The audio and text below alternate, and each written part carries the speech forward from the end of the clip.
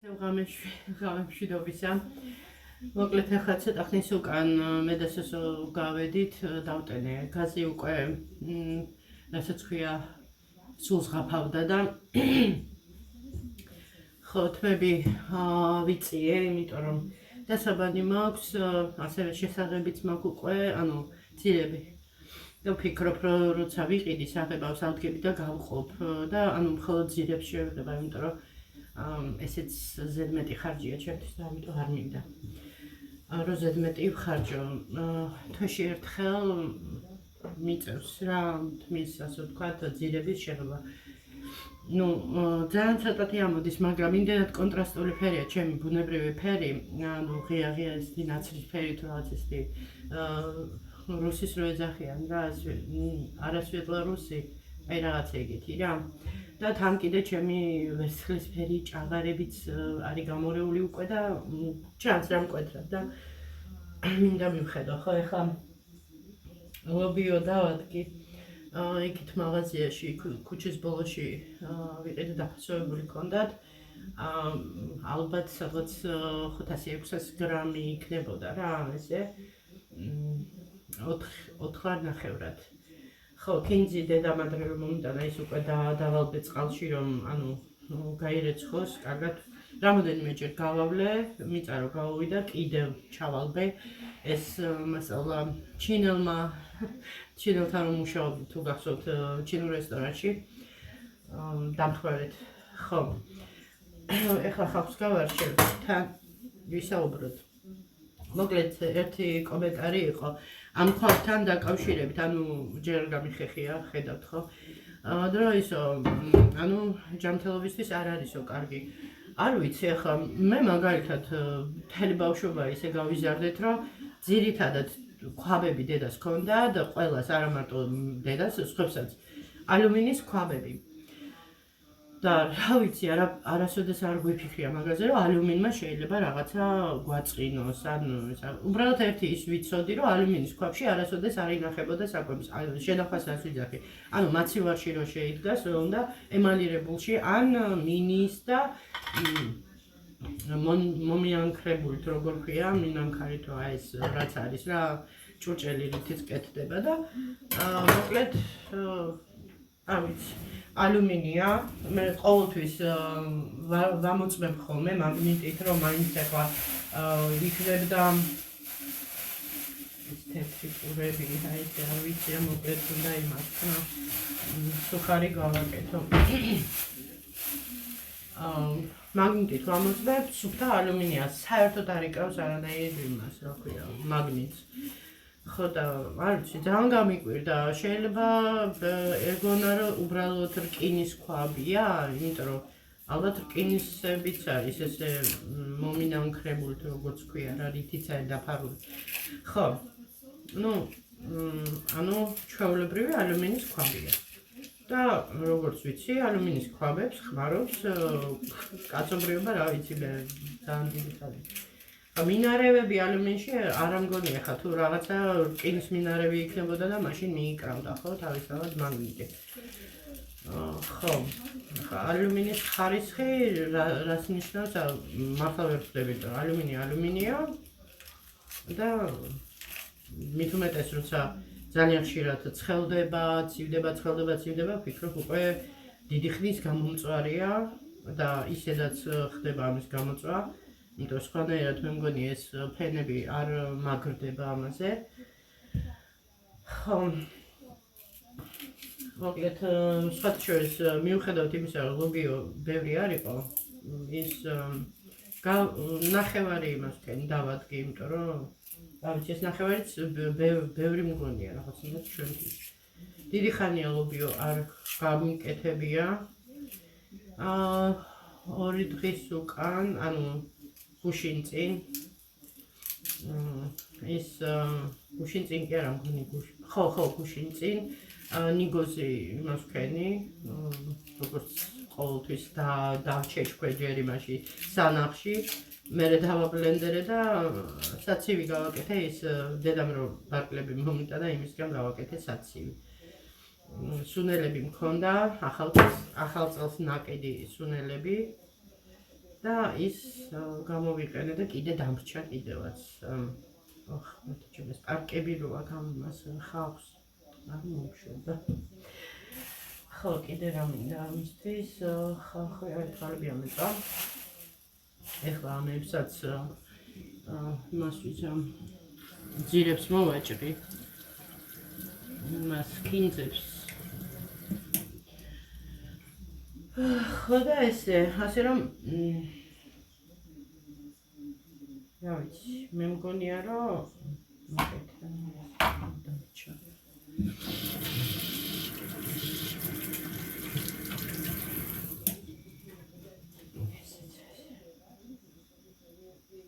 აი პატარაზე მართლა ძირებს ვაჭრი. დემას დავფერხავ და დავაწყობ.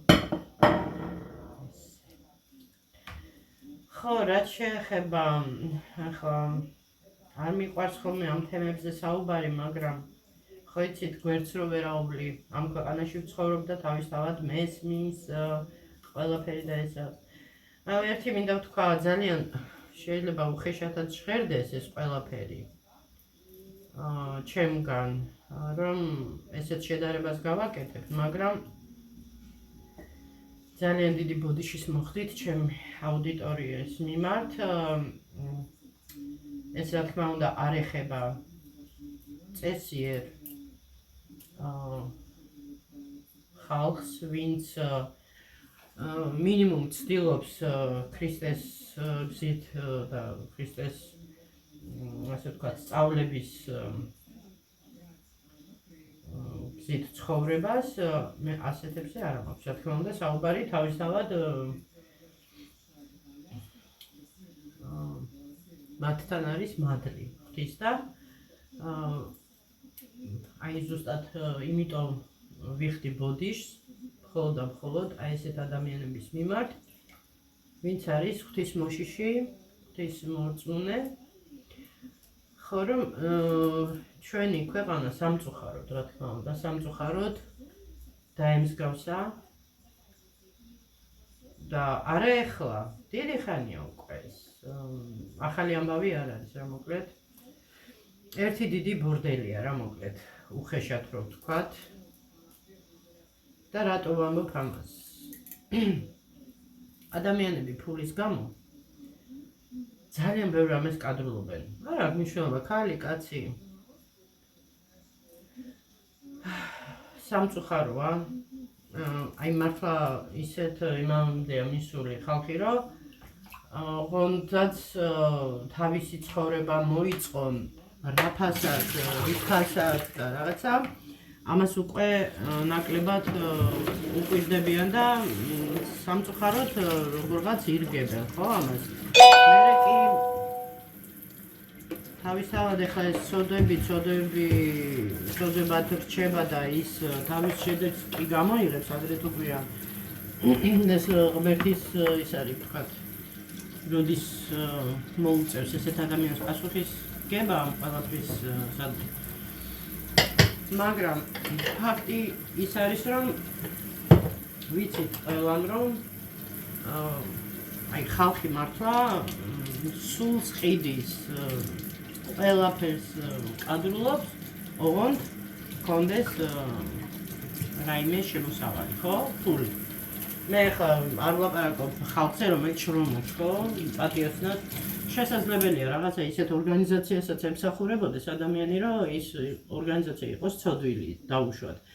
მაგრამ ამ შემთხვევაში მაინც ვერ გავამტყუნებ იმ ადამიანს უბრალო მოსამსახურეს, თუ საქმის ყურში არ არის და თუ არის საქმის ყურში და აგრძელებს ესეც სამსახურში მუშაობას, მაშინ დასაფიქრებელია, ხო? თავისთავად ახლა ვის ემსახურები და რას ემსახურები ზოგადად, რას უწყობ ხელს საერთოდ.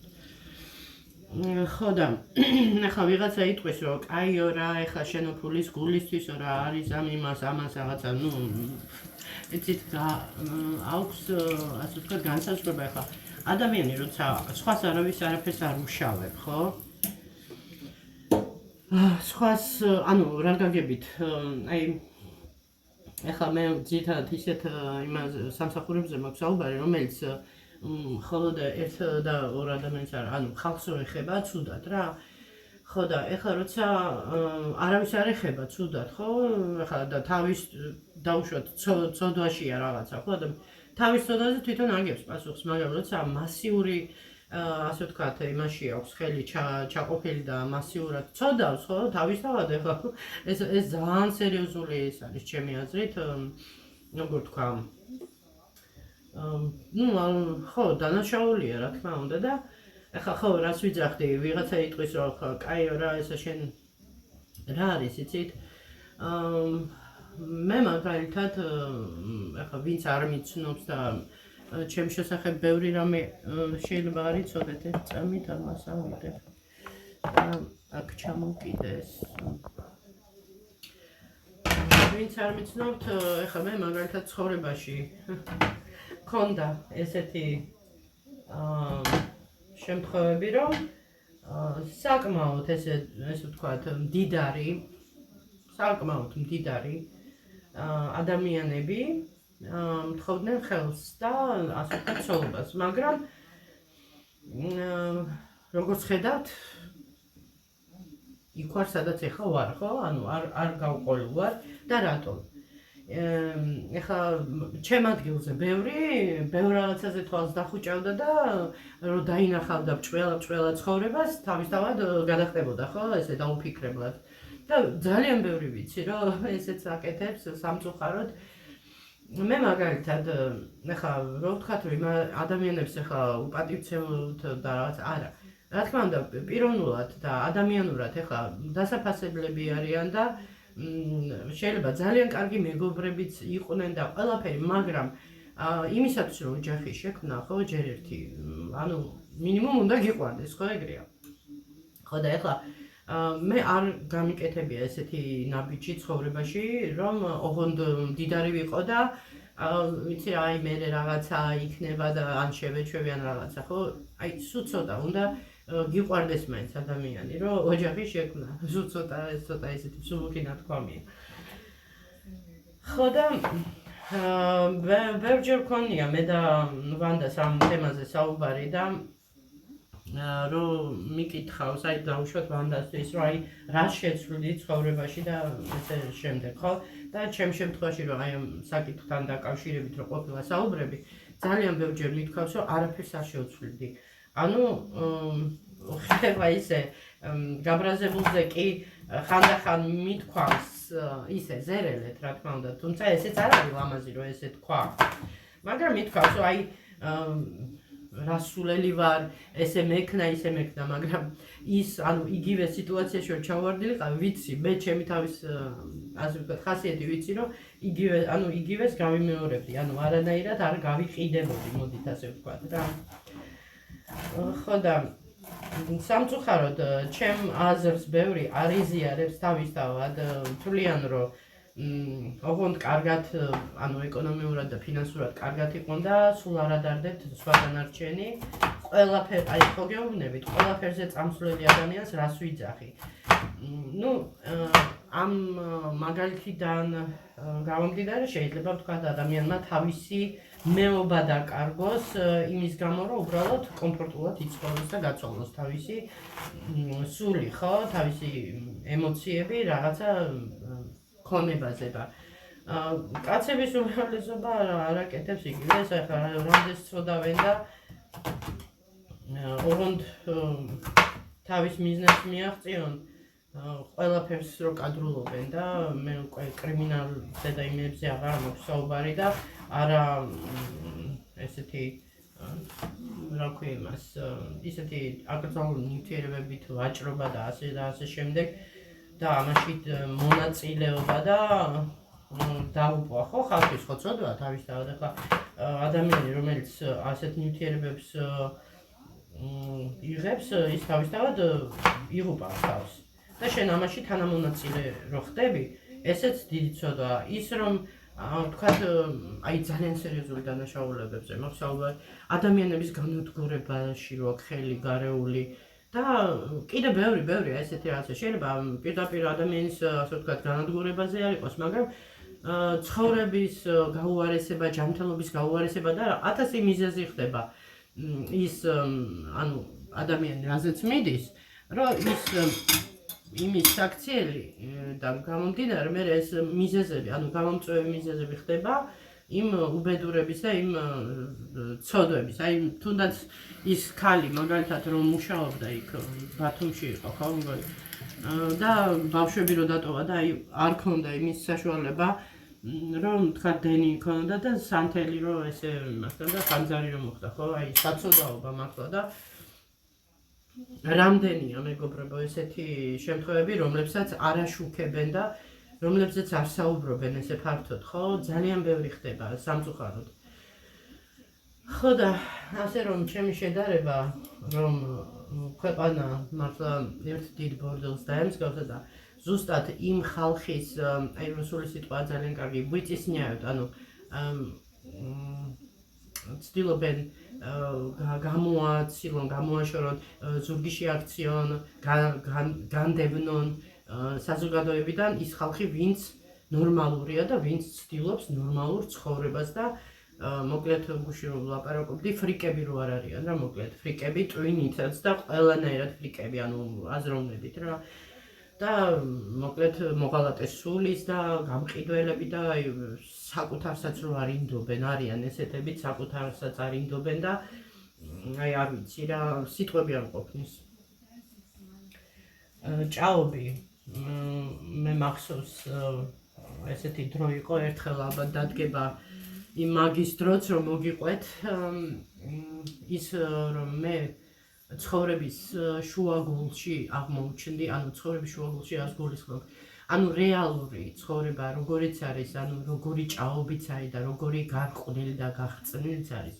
ეს რომ ნახე და ეს რომ გავიაზრე, რამდენად აი როგორ გითხრათ, ხალხი ილუზიაში რო ცხოვრობს და მინდა ვთქვა ეს ანუ ცუდი არ არის რომ ხალხი ილუზიაში ცხოვრობს და ცდილობს რომ რაღაცა ზემოთ ან წინა პლანზე რაღაცნაირად პოზიტივი და რაღაცა წამოწიოს.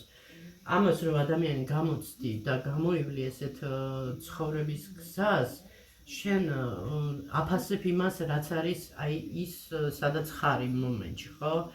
ხო და ანუ მე ეს რომ დავინახე, რა იყო, როგორ ხდებოდა, რეები ხდებოდა და საერთოდ აი ეს ძალიან ჩამყაყებული და ესეთი ჩაჭაობებული მოკლედ ყველაფერი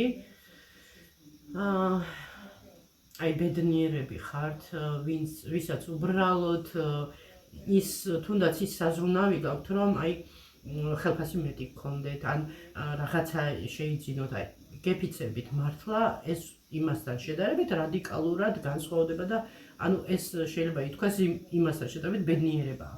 თუმცა აი ხა გუშინ რუსმენდი ინგლისიო ისეთ მდგომარეობაში არისო რა უკვე ხალხიო გაქცევაზე არისო ინგლისიდანო იმიტომ რომ ძალიან მძიმე მდგომარეობა აქვთ ხელფასები დაბალი გადასახადები მაღალი არ უღირთ რა ხალხს ცხოვრება თან მაგათაც არ ქონდეთ ახლა ძალიან ისეთი კლიმატური ისა რა შესაშური ასე ვთქვათ ამინდები და ну ახლა ესეთი ადამიანებისთვის რომლებიც ქმნიან ახლა ვთქვათ მწერლები და ასე და შემდეგ შეიძლება მათთვის კარგი პირობებიც იყოს ანუ კლიმატურად მაგრამ ზოგადად თვითონ სოციალური მდგომარეობა იქ არის ძალიან უკიდურეს მდგომარეობამდე ხალხი მისული და თქვენ რომ კადრები ნახოთ რომ რამდენი უსახლკაროა, რამდენი ძინავს ქუჩაში, კარვებში თუ ისე ღიაც ისქვეშ საბნებში და იმაში გახვეულები, აი ხო გეუბნებით არ დაიჯერებთ, მაგრამ მე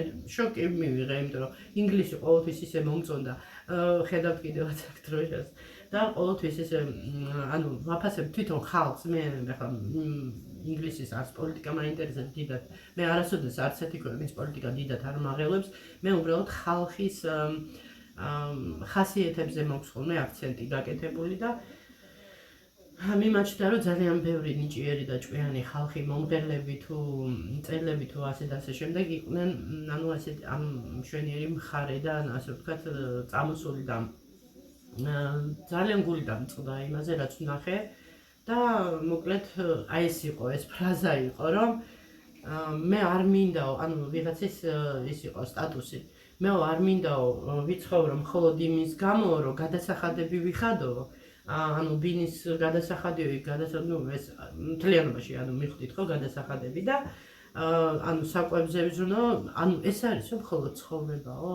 და ჩვენ ქვეყანაში რამდენი ცხოვრობს ესე მარტო იმისთვის რომ გადასახადები იხადოს და იმისთვის რომ იარსებოს. აი ცხოვრება ეს გონია ბევრს არა და ცხოვრება კიდე ანუ სხვა რამეს გულისხმობს, იმას გულისხმობს რომ იბადები უნდა ცხოვრებით დატკბე და უნდა შეიგრძნო რომ ცოცხალი ადამიანი ხარ იმ ასე ვთქვათ ბუნებითაც უნდა იცოდეთ ტკბობა უნდა გაისეირნო აი რამდენს გაქვთ მთლიანი საქართველო მოვლილი ხარ ვისაც გაქვთ გილოცავთ თქვენ ასე ვთქვათ იმაში ხართ ხო და ვისაც არ გვინახია მთლიანი საქართველო მე მაგალითად სვანეთში არ ყოფილვარ, რაჭაში არ ყოფილვარ, ბორჯომში არ ყოფილვარ. ეხლა ვიღაცა იტყვის აბასად ყოფილვარ. კარგით, მე მგონია ესე ჯობია რომ თქვას არ ყოფილვარ. ყოფილვარ აღმოსავლეთ საქართველოში, ანუ ბებიაჩების სოფელში ეს იყო დუშეთის რაიონი, აი ეს მიდამოები ერთხელ ახლობელმა ამიყვანა უბრალოდ თოვლის იმისთვის, ასე ვთქვათ, სანახავად ყაზბეგში და всё, დასავლეთ საქართველო, ანუ ჩემი სოფელი, სამტრედიის რაიონი, ქუთაისში გავლით ვარ ნამყოფი და ბათუმი ქობულეთი. всё. აი ეს არის ჩემი საქართველო, რაც ვიცი მე. გურიაშიც ყოფილა რა თქმა უნდა, მაგრამ იქაც ნუ ესე რა ცოტა ხნით. მაგრამ აი ესე რომ დავშელიყავი დამეთვალიერებინა ესე არა. ანუ წარმოიდგინეთ რამდენი რამე არ მაქვს საქართველოში ჯერ მე ქართველს 51 წლის ხვდები 21 თებერვალს ეხლა და მე არა მაქვს საქართველო მთლიანად ნანახი. წარმოიდგინეთ.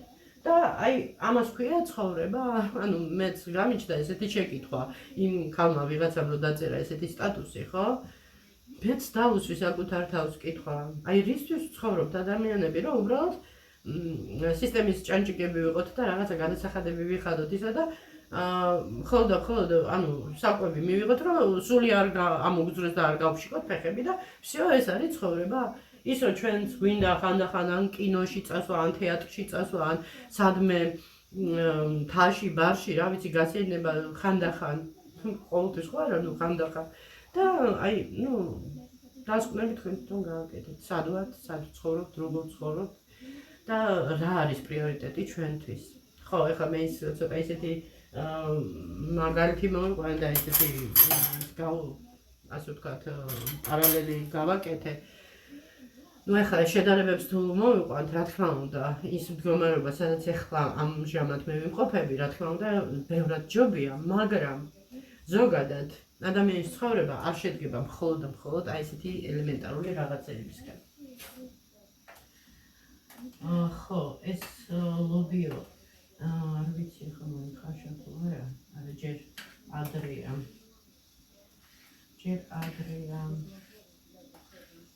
არა უშავს ლობიო სხვათა შორის. ხო, ნუ ესეთი ამბები მეგობრებო მიხარია რომ სასწორზე რომ ვდგები ხოლმე. ეხლა ცოტა სხვანაირი რაკურსით ვიღებ, რა თქმა უნდა, ზემოდან უფრო გამხდარი ვჩანდარ, მაგრამ ესეთიც არა ვარ. ეხლა ეს უბრალოდ რომ გამოჩენილიყო ის, რასაც ვაკეთებ, არ ვიცი ეხლა კარგად ჩანს თუ არა, მაგრამ ხომანი ჩანს. მოკლედ სასწორს გავუკეთე ბატარები ერთ ვიდეოში მე მგონი ვთქვი, რომ ვდგები ხოლმე სასწორზე მიხარია, იმიტომ რომ არის უკვე ნელა, მაგრამ არის წინსვლა და პროგრესი და ეს იმას ნიშნავს, რომ ეტაპობრივად მივდივარ ჩემი მიზნისკენ და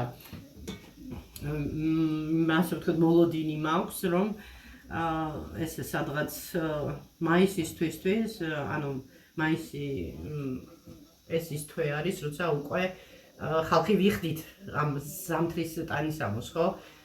ფაქტიურად ხო რა, აი ეგ პერიოდია მაისი რომ დაიწყება, აი მაშინ არის რომ დათბება ხოლმე, თორე მარტი, აპრილი, ნუ ფაქტიურად ჯერ კიდე სიცივეები და ზამთრის და წვიმების და რა ვიცი, მთელი ეს მაინც თბილად გვაწვია ხოლმე, ხო ეგრე. ხო და ესე მეგობრებო, რა არის გამოსავალი? გამოსავალი ის არის, რომ ზუსტად ალბათ უნდა უფრო ვიაქტიუროთ, უფრო ხმა მივაწვდენოთ იმათ, ვისაც შეუძლია რაღაცის შეცვლა, უნდა თქვათ ჩვენი სათქმელი, რომ აი დავუშვათ შეიქმნას ისეთი კიდე მეტი სამუშაო ადგილები, აშენდეს ის რაღაცა ფაბრიკები იქნება, რაღაცა იქნება, უფრო გაფართოვდეს.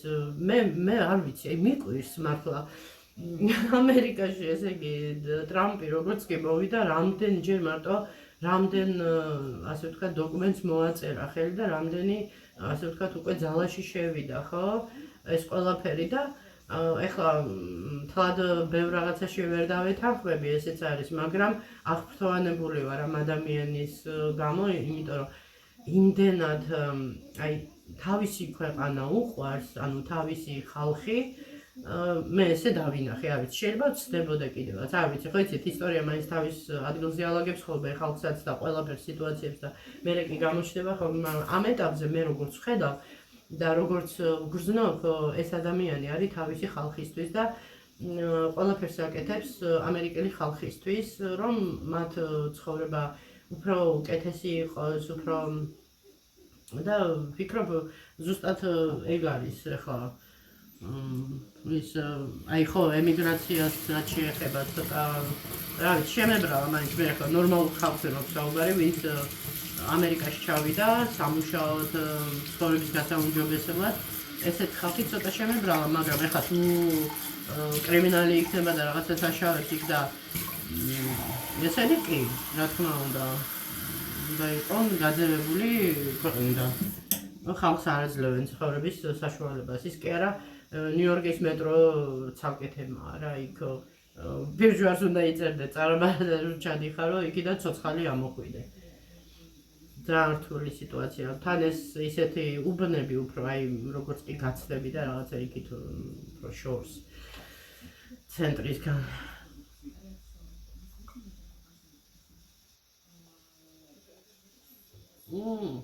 ცივია ელი არ გავიციო ესე შვები ხოლმე ელი გავატყო ხოლმე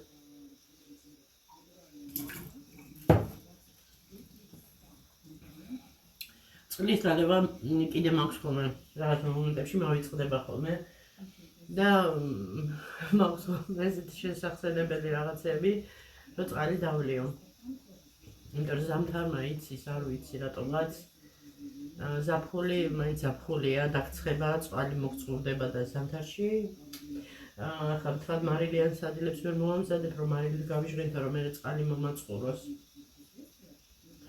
ხო ნუ აი ესეა და ნუ რა ვიცი ძალიან დიდი მოლოდინი მაქვს რომ რაღაცეები ჩვენთანაც დაიწყება ანუ აი ესეთი პოზიტიური და ესეთი ძლიერი გადაწყვეტილებები რაღაცა აი რომ დაიძრება ყინული რომ იტყვია რომ დაიძრება და რაღაცა რომ იგრძნობ ადამიანი რომ შენი ქვეყანა ან თავისივე ხალხს პატივს ცემს და აფასებს და უქმნის იმ გარემოს რომ მისი ხალხი კარგად ცხოვრობდეს აი იცით როგორი მოლოდინი მაქვს უკვე ეს მოლოდინი საკმაოდ დიდი დროა უკვე გრძელდება 10 წლეულები მაგრამ რა ვიცი ვარ ოპტიმისტურად განწყობილი და ველოდები და ძალიან დიდი მოლოდინი მაქვს ამის.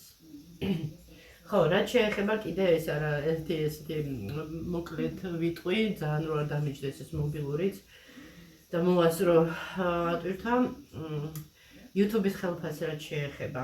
მოკლედ რაღაცეებს იქ ვარკვევდი და ესეთი აღმოჩენას გავაკეთე, ნუ ეს მართალი თქვათ ეხლა არ გამიკეთებია ეს აღმოჩენა, თუმცა უფრო მეტად ჩაუღრმავდი რა ამ თემას.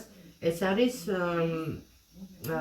YouTubers, ნებისმიერ YouTubers, ვინ უყურებს რა გაგებით, ანუ რომელი ქვეყნიდან უყურებენ.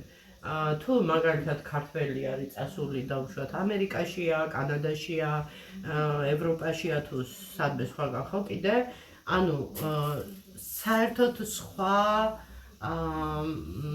ანუ როგორ ვთქვათ, რეკლამის თვალსაზრისით თუ დაუშვათ კანადიდან უყურებს ქართველი, ხო? ვიდეოს ერთი ადამიანი ახლა ბევრს არაფერს გადაწყვეტავს, თუმცა მაინც ახლა თავისთავად არის სხვაობები. ანუ უფრო მეტი ანაზღაურება აქვს YouTubers, ვიდრე ადგილობრივი რა უყურებს. მაგალითად, აი დავუშვათ საქართველოს მაცხოვრებლები, როცა უყურებენ YouTubers, ანაზღაურება, ანუ ისეთია, როგორც იმ ქვეყნის ეკონომიკას ასე ვთქვათ, შეეფარდება და თუ საზღვარგარეთია, ეს თვად უკეთესია, ანუ ჩვენი YouTuber-ებისთვის. ხო და მაგაზე საუბრობდი ახლა სოსოსთან, რომ მეთქი ნახე მეთქი ეს მოკლედ საზღვარგარეთზე არ ვეუბნებოდი, ერთი წამით ახლა ცოტა გამომიფრინდა თავიდან. გატყუებდით. ეს რო გავიწყდება და იტყუებოდიო და იმიტომ დაგავიწყდაო.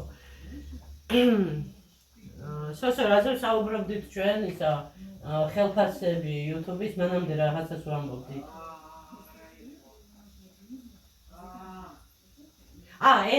ენაზე.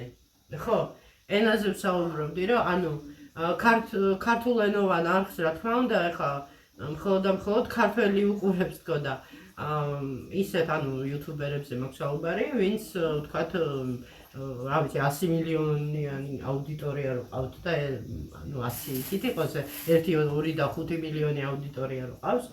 ნუ თავისთავად ეხლა ქართველები მაგაში ძალიან ვიჩაგრებით. თავისთავად, მაგრამ ეხლა თუ აქვს ადამიანს იმის საშუალება, რომ ინგლისურად ან თარგმნოს ტიტრები ან ინგლისურად ისაუბროს, ხო, უფრო მეტი, ასე ვთქვათ, გასახანი აქვს. მაგრამ ჩვენ, ნუ რას ვიზამთ, ესე ვართ, ხო, თუ რა ვიცი, მოვიფიქრე, შეიძლება მაგაზეც ასე ვთქვათ, დრო უნდა დაიხარჯოს და ენერგია თავისთავად, რომ ყოველი ჩემი ეს ნალაპარაკები, ამდენს რომ ვლაპარაკობ, წარმოიდგინეთ სათითაო სიტყვები, სულ უნდა გადავა ინგლისურო ან გადავა ფრანგულო და ასე და ასე შემდეგ, ხო? და ტიტრებად, ასე ვთქვათ, გავუშვა.